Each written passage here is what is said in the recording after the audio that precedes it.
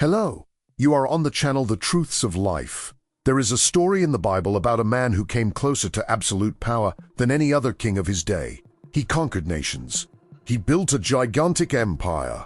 He was feared by kings, armies, and entire peoples. In the eyes of the world, he seemed invincible. But there is a frightening detail in this story. This man's downfall did not begin on a battlefield.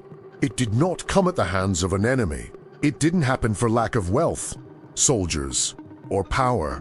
It started within his own heart, because the more powerful he became, the more he believed he didn't need anyone, not even from God.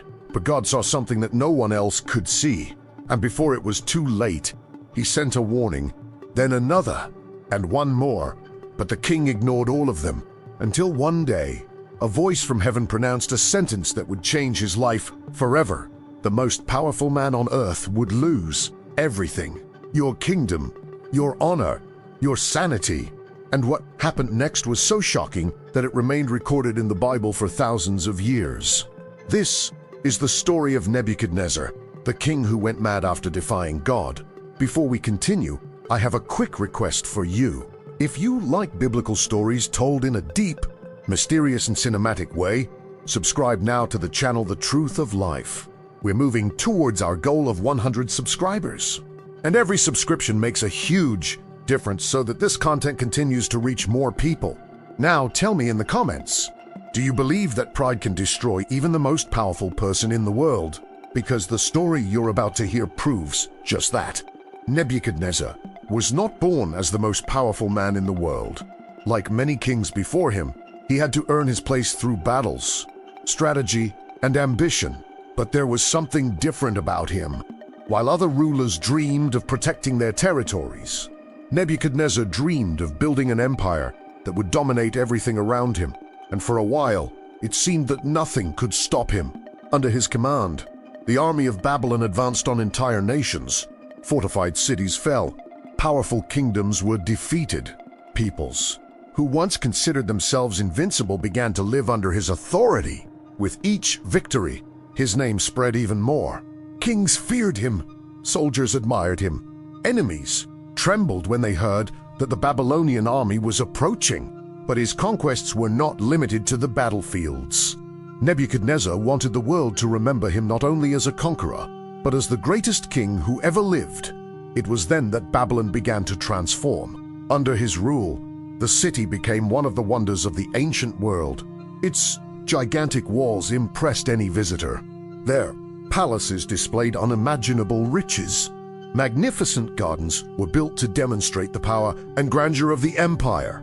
Everything around seemed to shout the same message: Nebuchadnezzar is great. And the more his empire grew, the more this idea strengthened within him. At first, perhaps he recognized that his victories depended on something bigger. But little by little, success began to change his way of thinking. The man who once celebrated his achievements came to believe that he was solely responsible for them. The wealth was his. The glory was his. The empire was his. And without realizing it, something dangerous began to grow inside the king's heart. Pride. Pride so great that it made him believe that he was above any limit, above any man, and, perhaps, above God himself. But while Nebuchadnezzar admired all that he had built, he had no idea that God was already preparing a warning that would change his life forever. One night, when his empire was at its peak and no one seemed able to threaten his power, Nebuchadnezzar had a dream. But it was not a common dream. It was so vivid, so disturbing, and so real that when the king woke up, he could not forget it. Something about that vision seemed different. It seemed like a warning. In the dream, he saw a gigantic tree emerging in the middle of the earth. It grew bigger and bigger until it became huge. Its branches spread out in all directions. Its leaves were abundant, and its fruits fed multitudes. Animals found shelter under its shade, and birds built nests in its branches. It was a tree so large that it could be seen from anywhere in the world. Then, suddenly, something happened.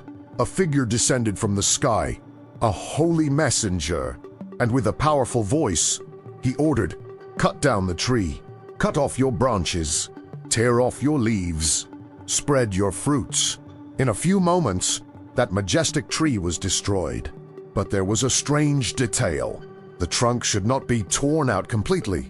He would remain bound to the earth by chains of iron and bronze. Then the vision became even more mysterious. The tree no longer looks like just a tree. The message began to speak as if it were referring to a person, someone who would lose his mind, someone who would be kept away from men, someone who would live like an animal in the fields for a long time. When the dream ended, Nebuchadnezzar woke up frightened. As powerful as it was, he knew that this vision carried a meaning that he could not comprehend on his own. Immediately he summoned the wise men of Babylon, astrologers, soothsayers, magi, counselors. The men considered the most intelligent in the empire appeared before the king. But there was a problem. No one could explain the dream. They listened to every detail of the vision, but remained silent. Maybe they didn't know the answer. Maybe they were afraid of her. The fact is that the most powerful man on earth was surrounded by the greatest sages of his kingdom, and yet no one could give him an explanation. Despair began to grow, because, deep down, Nebuchadnezzar felt that this message came from something greater than any human knowledge. It was then that Daniel was called, the same man who, years before, had already interpreted another impossible dream for the king. When Daniel heard the description of that huge tree and the messenger who came down from heaven, his countenance immediately changed. For a few moments, he remained silent, as if he knew exactly what that meant. But he also knew that the king would not like to listen, because hidden in that dream was a divine warning, a warning about pride on the outside, and about a trial that was fast approaching, a judgment destined not for an enemy of Babylon, but to Nebuchadnezzar himself. When Daniel heard the dream, he did not respond immediately. For a few moments, he remained silent. His face showed concern. It was as if he wished that interpretation was intended for anyone else, except for the king who stood before him. Nebuchadnezzar noticed the hesitation and insisted that Daniel speak. Then Daniel finally revealed the truth. The great tree that grew until it touched the heavens represented Nebuchadnezzar himself. His power had spread throughout the known earth. His empire was strong, his riches were immense, and his influence reached distant peoples. Just as animals found shelter under the tree, countless nations lived under its authority. But the most important part of the vision was yet to come. Daniel explained that the messenger from heaven brought a divine sentence. The tree would be felled, and that meant that the king would lose everything. Your kingdom, your position, your honor. More than that, he would lose his reason. He would be removed from men and would live among the animals of the field. He would eat grass like oxen and remain in that condition until he recognized that there is a God above all the kings of the earth. Daniel's words echoed through the hall. It was a harsh message, but it was not yet a definitive condemnation, because God was offering something rare, an opportunity. Daniel then made a heartfelt appeal to the king. Let go of your pride. Stay away from injustice. Practice what is right. Have mercy on those in need. Perhaps, if he changed his ways, the tragedy could be avoided. At that moment, Nebuchadnezzar had a choice before him: to continue believing that his power came only from himself, or to recognize that everything he owned had been allowed by God. The warning was clear. The consequence had been revealed, and the opportunity to change was before him. But there is something dangerous about pride. He makes people believe that warnings are for others, never for them. Nebuchadnezzar heard every word. He got the message. I knew exactly what could happen. But as the days passed, nothing happened. Then came the weeks, then the months. And since the trial did not come immediately, the king began to act as if the dream had never existed. The warning was forgotten. The fear disappeared, and pride returned to occupy the place it should never have left. Little did he know that God was only granting him time, because the day of the fulfillment of that prophecy was already approaching. 12 months have passed since Daniel interpreted the dream. 12 whole months. A year of opportunities. A year to reflect. A year to change. But Nebuchadnezzar continued to live as if the warning had never existed. And then the day came that would change everything. The king walked along the elevated terraces of his royal palace, taking in the city he had made the center of the world. Before their eyes was Babylon, an impressive city. Gigantic walls surrounded its borders.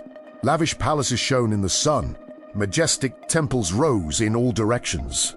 Lush gardens displayed a beauty that few places on earth could match. Everything seemed perfect. Everything seemed eternal. From above, Nebuchadnezzar looked at his work with admiration. Every building, every conquest, every victory, and the more he watched, the more his heart was filled with pride. At that moment, he did not see the hand of God. He did not see the warnings received. He did not see the opportunities that had been given to him. He saw only himself. Then, seized by arrogance, he uttered words that revealed exactly what he had become. He said, "Is not this Babylon the Great, which I have built with my great power, to be the royal residence, and for the glory of my majesty?" Notice what happened at that moment. It wasn't just a sentence. It was a declaration of independence, an attempt to take all the glory for himself. The king did not say that God had allowed these conquests. He did not recognize any help. He showed no gratitude. All the honor, all power, all the greatness. According to him, they belonged exclusively to himself. And it was exactly at that moment that pride reached its peak. The most powerful man on earth believed that he was the true author of his own greatness. But there was something that Nebuchadnezzar did not yet understand. God had been patient. God had warned you. God had waited.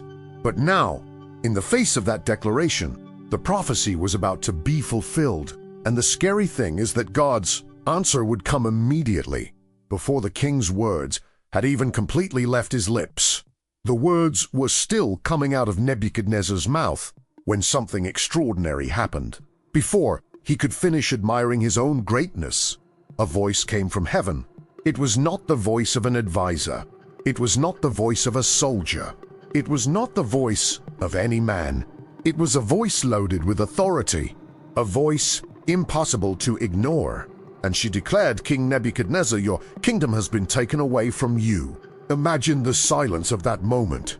The most powerful man on earth had just heard his sentence. There would be no trial. There would be no defense. There would be no second chance. The decision had already been made. The prophecy that Daniel had revealed a year earlier was finally being fulfilled. And the most impressive thing is that it all happened immediately. God did not send an army. He did not tear down the walls of Babylon. It did not allow a foreign invasion. He reached something much deeper, the king's mind. In an instant, Nebuchadnezzar's reason began to fade. The man who ruled empires could no longer think like a king. The man who commanded armies could no longer govern himself. Lucidity was replaced by confusion. Wisdom gave way to despair. And little by little, his mind plunged into darkness. The Bible says that he was removed from human life. He who had once been surrounded by servants, soldiers, and officials could no longer remain among them. His condition became so severe that no one could trust him to rule. The throne was lost. Power has disappeared. The authority is gone. Everything he believed he possessed in his own right was being removed before his eyes. But the most shocking part of that sentence was yet to come, because Nebuchadnezzar would not only be humiliated, he would experience such a frightening transformation that his story would become one of the most impressive in the entire Bible. The man who once ruled the greatest empire on earth was about to live like an animal. Of all the ways God could have chosen to humiliate Nebuchadnezzar, the one that happened was probably the most shocking of all. The king was not defeated by an army. He was not arrested. He was not murdered. He lost something much more valuable. He lost his own reason. The Bible says that Nebuchadnezzar was cut off from men and began to live in the fields. The man who once walked through gold-covered palaces now wandered in the open air. The man who sat on a throne now slept under the open sky. The man who had been served by hundreds of people was now alone. Day after day, his condition worsened. His mind no longer functioned like that of an ordinary human being. He began to live among animals. And then something happened that seemed impossible for someone who once ruled the greatest empire on earth. Nebuchadnezzar began to eat grass like oxen. The scene was hard to believe. The one who had commanded armies, the one who decided the fate of entire nations, he before whom kings bowed. Now he lived like a field animal. The Bible describes that his body was exposed to the serene and rain. His hair grew so long that it looked like eagle feathers. Their nails became long like birds' claws. As Jimmy passed, all remained of the image of the mighty king of Babylon. It was as if God was showing the whole world a truth that many refused to accept. That all human power is temporary, that all human glory is fleeting, and that no man, no matter how great, is above God. Imagine the impact of this scene on the inhabitants of Babylon. For years, they had seen Nebuchadnezzar as invincible, but now, the man who seemed to control everything couldn't even control his own mind. His fall became a vivid portrayal of the dangers of pride. Because pride makes a man believe that he is greater than he really is. It makes you believe that you don't need anyone. It makes you believe that your strength comes only from yourself. And it was exactly this illusion that destroyed Nebuchadnezzar. The king who once dominated the world had been reduced to the most complete humiliation. But God had not yet finished his work. Because Nebuchadnezzar's story does not end in the fields. It ends at the moment when he finally understands a truth he could have learned without having to go through all that pain. All that Jimmy, while living among the animals and far from the glory he had once possessed. Nebuchadnezzar experienced something he had never known in his years of power: complete dependence. He could not order. I couldn't conquer. I couldn't control it. Everything he had trusted was gone, and it was only when it hit rock bottom that something changed. The Bible says that at the end of the period appointed by God, Nebuchadnezzar lifted up his eyes to heaven. It seems like a simple gesture, but at that moment, it represented much more than that. For years, he had looked at himself, for your achievements, for your wealth, for your power. Now, for the first time, his eyes were turned to God, and at that very moment, something extraordinary happened. His reason returned. The mind that had been seized by madness was restored. Clarity has returned. Consciousness returned. The king who had been reduced to humiliation finally understood what God had been trying to teach him from the beginning, that no human kingdom lasts forever, that no earthly power is absolute, and that all authority exists because God allows it. But the most impressive thing was not the recovery of his sanity. That's what he said after that. Instead of exalting himself, as he had done before, Nebuchadnezzar began to exalt God. He recognized that God is sovereign over all the kingdoms of the earth. He recognized that none can stop his plans. He recognized that all glory belongs to him. The man who once believed himself to be the center of the world now understood his true place before the Creator. And then something surprising happened. His kingdom was restored. His honor returned. His authority returned. But he was no longer the same man. Because God wasn't just interested in returning a throne. God wanted to transform a heart. And perhaps this is the most profound lesson of this whole story. God did not destroy Nebuchadnezzar. God broke his pride. Because sometimes a person's greatest enemy is not someone who is outside of them. It is that which grows within your own heart.